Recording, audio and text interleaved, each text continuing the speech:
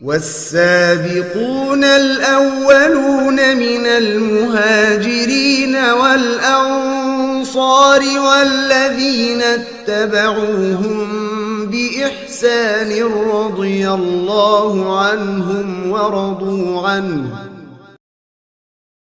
Nah, dalam jangka panjang tentu saja yang dibutuhkan oleh orang-orang muhajirin ini adalah pekerjaan. Karena mereka tentu harus mendapatkan sumber-sumber ekonomi sendiri. Nah, disinilah kolaborasi yang menarik ya. Abu Hurairah pernah menceritakan ya bahwa di antara kebiasaan orang muhajirin ansor itu ada berbeda dalam segi dari segi mata pencarian tuh.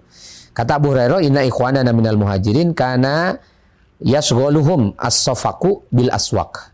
Wa inna ikhwanana minal ansor kana yashghaluhum al-amalu fi amwalihim. Orang-orang muhajirin, saudara-saudara kita dari kalangan muhajirin itu, mereka lebih banyak menyibukkan diri untuk mengurusi perdagangan di pasar. Sementara saudara-saudara kita dari kalangan ansor, mereka itu sibuk bekerja di amwalihim. Amwal mereka itu kan tanah. Jadi mereka lebih sibuk bekerja mengolah tanah-tanah mereka. Jadi kalau orang muhajirin itu lebih senang berdagang, orang ansor lebih senang bercocok tanam. Nah, makanya pada masa itu orang-orang muhajirin ini lebih senang untuk ditunjukkan kemana jalan menuju ke pasar, dan mereka meminta dibantu untuk akses ke pasar itu.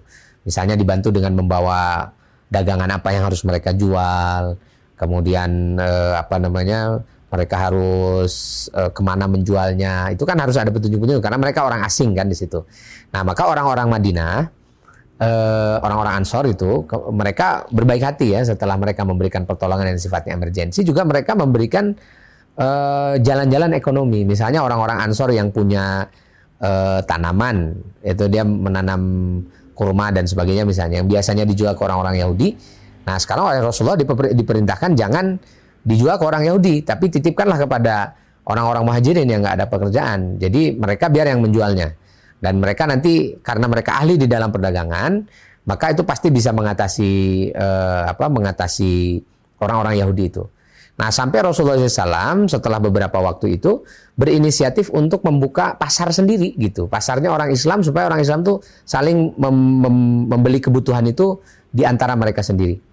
Nah, itu pasar itu dibuatnya di dekat Masjid Nabi. Nah, itu berdampingan dengan Saqifah Bani Sa'idah. Nah, pasar itu namanya adalah pasar Manakhoh. Manakhoh itu nama kawasan ya, kawasan Manakhoh di dekat dengan Masjid Nabi Muhammad SAW.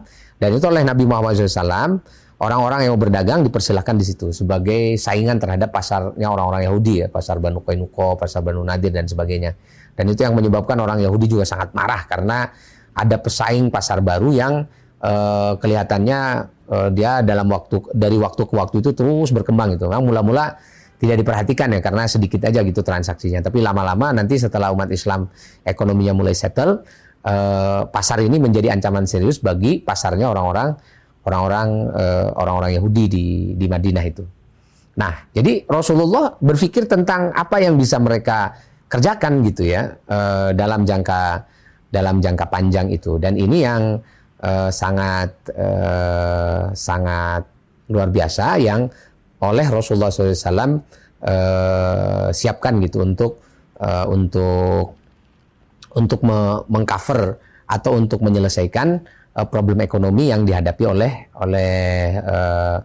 oleh masyarakat waktu itu, oleh muhajirin yang mengalami kemiskinan karena mereka berhijrah ke Madinah.